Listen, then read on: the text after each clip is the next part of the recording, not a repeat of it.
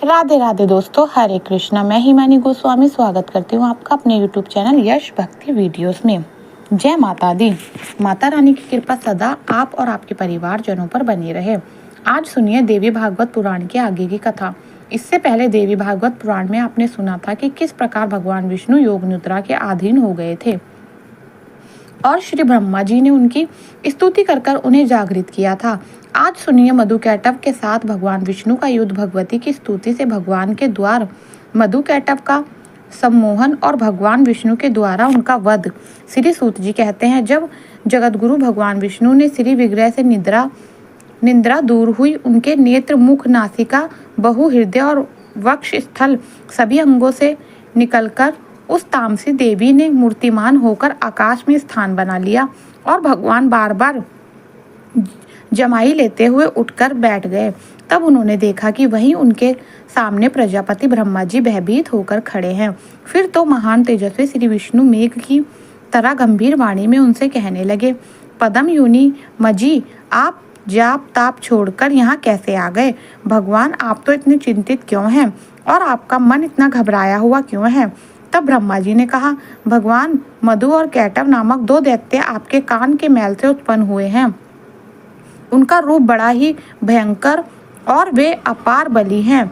वे दोनों मुझे मारने के लिए यहाँ पर उपस्थित हैं। जो जगत प्रभु, उन्हीं से डरकर मैं आपके पास चला आया हूँ। भगवान, भय से मेरे कलेजा काँप रहा है और चेतना भी लुप्त हो रही है। अब आप ही मुझे बचाइए। भगवान विष्णु कहने लगे, ब्रह्मा जी, यह यहाँ विराजिए। अब आपका भय समाप्त हो गया है। वे मूर्ख तो अपनी आयु खो चुके हैं। अभी युद्ध करने के लिए मेरे पास आएंगे और निश्चय ही मैं उनका वध कर दूंगा। सूत जी कहते हैं, इस प्रकार देव भगवान विष्णु श्री ब्रह्मा जी से कह रहे थे कि इतने में ही मतवाले मधु और कैटभ दोनों महाबली दानव ब्रह्मा जी की खोजते हुए वहीं आ पहुंचे। मुनिवर, सर्वथा जल ही जल था। बिना किसी देरी के ही निश्चय होकर वे दैत्य सामने खड़े थे। उनका स्वर्ग में अहंकार भरा हुआ था और वे आते ही ब्रह्मा जी से कहने लगे, अरे दुष्ट, भाग कर इसके पास चला आया, क्या इससे बचा सकेगा? युद्ध कर, यहाँ तो देखते ही रहेंगे और हम तेरे प्राण हर लेंगे। इसके बाद सर्प के फन पर बैठने वाले हम इसे भी मार डालेंगे, किंतु पहले अभी तू लड़ ले। यह लड़ना नहीं चाहता तो मैं तुम्हारा दास हूँ, ऐसा कह दे। श्री सूत जी कहते हैं, मधु और कैटभ की यह बात सुनकर भगवान विष्णु उनसे कहने लगे, दानव श्रेष्ठ, तुम इच्छा अनुसार मुझसे युद्ध कर लो।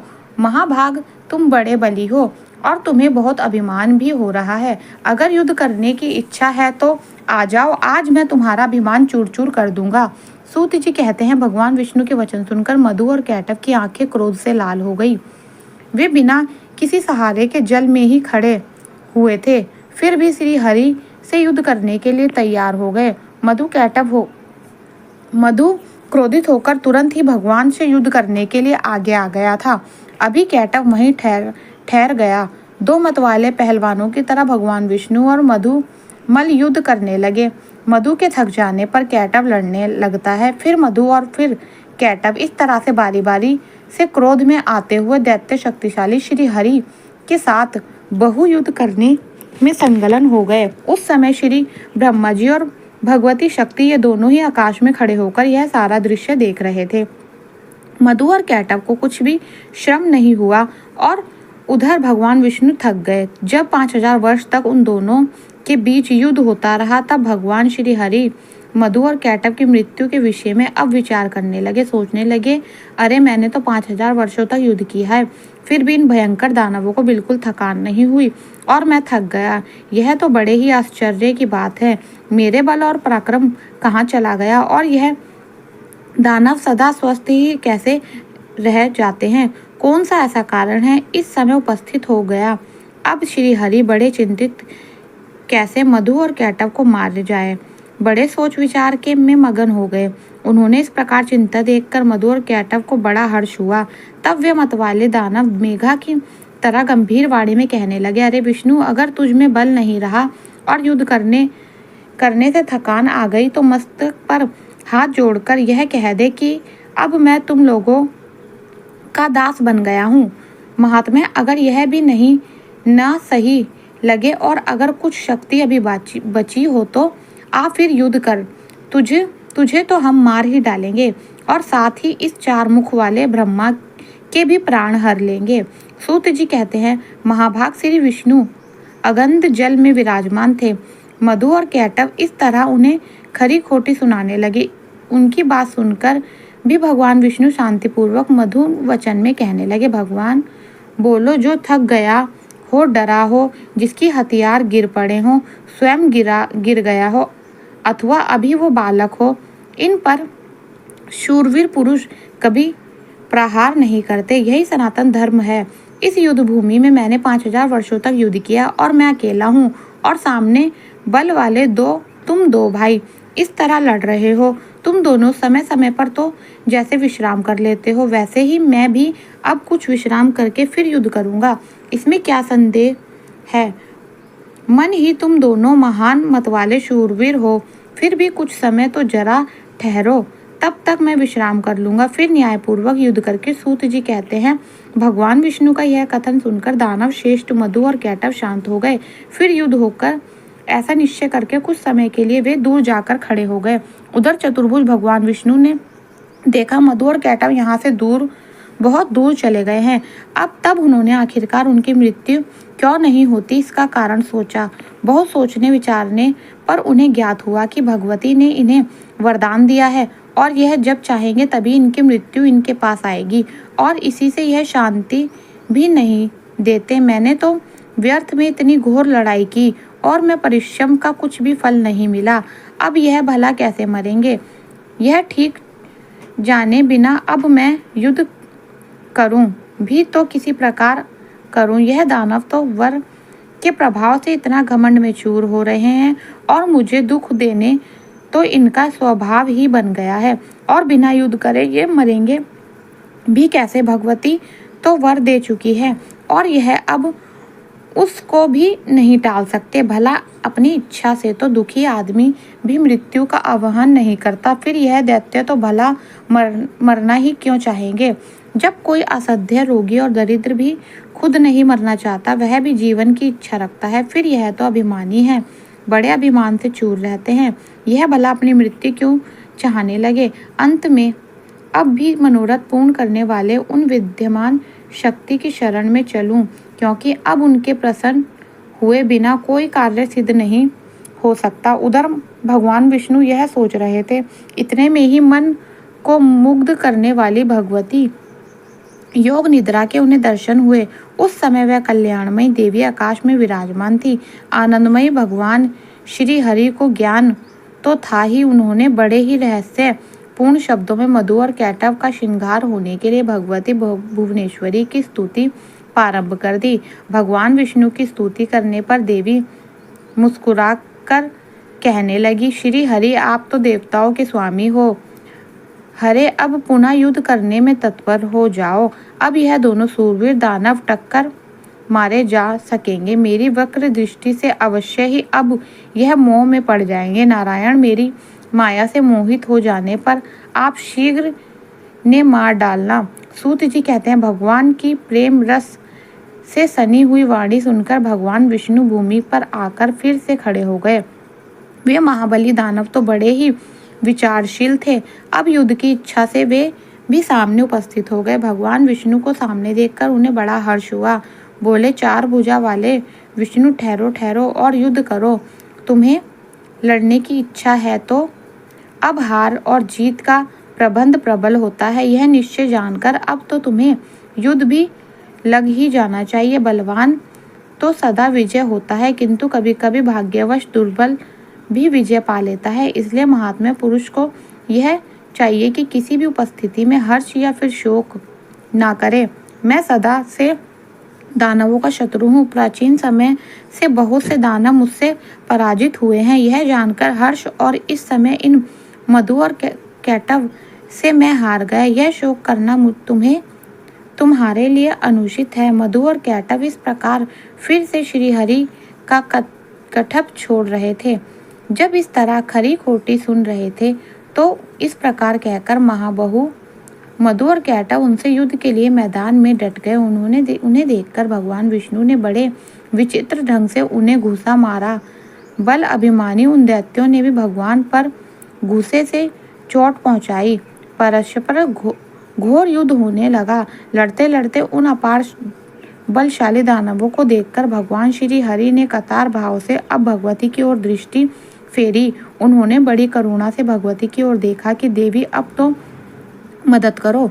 श्री सूत जी कहते हैं, उस समय भगवान करुणा यश से भीग से गए थे। उन्हें देखकर भगवती ने अट्टहास किया। उनकी आंखें लाल हो गई थी। साथ ही उन्होंने कामदेव के बाणों की तुलना करने वाले अपने कट्ठास भरे नेत्रों से उन दैत्यों का आहत कर दिया। भगवती मुस्कुराती हुई तिरछी नजर से उन दैत्यों की ओर देख रही थी। उनके उस अवलोकन में प्रेम और मोह भरे थे। फिर तो भगवती की तिरछी चित्तवन को देखकर दुर्मात्मा मधु और कैटव तुरंत ही मोहित हो गए। मदन शर से उनका मन विस्थित हो गया। यह कैसा मनोहर अद्भुत दृश्य सामने आ गया, ऐसा मानते हुए वे दोनों अपनी विस्तृत छट दिखाने वाली देवी की ओर देखते ही रह गए। भगवान विष्णु तो काम साधना में सतर्क थे ही वे देवी की अभिप्रिय को देखकर समझ गए कि अब समय आ गया है और यह दैत्य मोहित हो चुके हैं। फिर तो हंसकर मेघ की तरह गंभीर वाणी में उन्होंने मधुर शब्दों से कहा, वीर तुम्हें जो इच्छा हो मांग लो। मैं तुम्हें युद्ध कौशल में अत्यंत प्रसन्न होकर अवश्य ही वर देने के तत्पर हूँ। प्राचीन समय में युद्ध करने वाले बहुत दानव मेरे सामने आए, किंतु मैंने तुम्हारे सामने ना तो किसी को देखा और ना सुना। तुम तो बड़े ही अनुपम और बलवान हो, इसलिए मैं तुमसे बहुत प्रसन्न हूँ। अपार बलशाली दानव, अब तुम दोनों भाइयों की इच्छा मैं अवश्य ही पूर्ण करूंगी। श्री सूत जी कहते हैं, उस समय मधु और कैटव काम से आतुर थे। उन्हों तो अपने बल का अभिमान था ही। अब जगत को अलग करने वाली भगवती महामाया सामने विराजमान थी। भगवान विष्णु का वचन सुनकर भी दानवों की आंखें देवी की ओर से ही लगी रही। अभिमान वे दैत्य भगवान श्री हरि से कहने लगे, विष्णु हम मांगना नहीं आए हैं, तुम हमें भला क्या दे सकोगे। देवर्षि तुम्हें तो हम ही दोनों देने को तैयार हैं। हम याचक नहीं, हम तो उद्धार दाता हैं। ऋषिकेश तुम्हारे जिस वर की इच्छा हो हमसे प्रार्थना करो। वासुदेव तुम्हें इस अद्भुत युद्ध से हम बड़े प्रसन्न हैं। मधु और कैटव की बात सुनकर भगवान विष्णु ने कहा, अगर तुम लोग अब मुझ पर प्रसन्न हो और वर देना चाहते हो तो बस अब आप दोनों मेरे हाथों में मौत स्वीकार कर लें। सूत जी कहते हैं, भगवान विष्णु की इस बात को सुनकर मधु और कैटव महान आश्चर्य में पड़ गए। वे तो अब हम ठगे गए कहकर खड़े हो गए। उनके मुख पर अब शोक की घटना गिराई। चारों ओर जल भरा था और कहीं पर भी प्रकृति की भूमि नहीं दिख रही। अब वे मन में विचार कर भगवती श्री हरि से कहने लगे, जनार्दन तुम तो देवताओं के स्वामी हो, तुमने भी पहले वर देने की बात कही। तुम कभी झूठ नहीं बोलते, इसलिए अब तुम हमें वर दो और अपना संकल्प निभाओ। माधव, हमारा वर यह है कि जल शून्य विस्तार वाले स्थान पर, अर्थात जिस जगह पर जल ना हो उस जगह पर हमारा वध करो। हमने तुमसे मृत्यु स्वीकार कर ली, किंतु तुम भी अवचन का पालन करो। तब भगवान विष्णु ने सुदर्शन चक्र को याद किया। तब ही वे हंसकर कहने लगे, महाभाग विस्तार स्थान पर ही तुम मार रहे हो। ऐसा कहकर देवादिदेव भगवान विष्णु ने अपनी विशाल जांघें फैलाकर जल में ही खड़े होकर जल रहित स्थान मधु और कैटव को दिखा दिया। साथ ही कहा, इस स्थान पर जल नहीं भरा है, अब तुम अपना मस्तक दे दो। जल से मैं सत्यवादी रहूंगा और तुम भी सत्यवादी रहोगे। भगवान का यह कथन सुनकर उनकी सत्यता पर भी विचार करते रहे। इनके बाद अपने 4000 कोसों वाले विशाल शरीर को उन्होंने स्वयं मृत्यु के मुख में डाल दिया। उस समय भगवान ने अपनी जांघाई सटा ली। यह देखकर मधु और कैटव को बड़ा आश्चर्य हुआ। उन्हें विचित्र जांघों का मस्तक रखने के लिए भगवान ने दैत्यों से कहा और उन्हें मस्तक रख दिया। तब भगवान विष्णु ने उनके मस्तक को अपने सुदर्शन चक्र से काट डाला। फिर मधु और कैटव का प्राण पखेरु उड़ गए। उस समय सारा समुद्र उन दैत्यों के रक्त से और मजा से व्यक्त हो गया। मुनीश्वर, अभी से पृथ्वी का नाम मेदिनी भी पड़ गया, इसलिए मिट्टी खाना निषेध माना जाता है।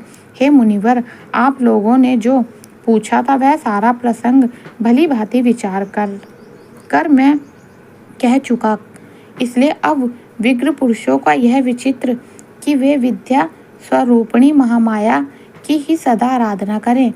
सभी देवता और दानव भी उस परम शक्ति की ही उपासना करते हैं। त्रिलोक में भगवती से बढ़कर कोई भी देवी देवता नहीं, यह बात सत्य है। वेद और शास्त्र इनको प्रणाम है, इसलिए वे चाहे त्रिगुण हो अथवा सगुण हो, उन पराशक्ति की ही उपासना करनी चाहिए। जय माता दी। आज के अध्याय में बस इतना ही। आगे की कथा आप अगले अध्याय में सुनेंगे। तो यह था आज का अध्याय। अगर मेरा वीडियो पसंद आया हो तो प्लीज़ मेरे चैनल को लाइक शेयर सब्सक्राइब जरूर करें। राधे राधे।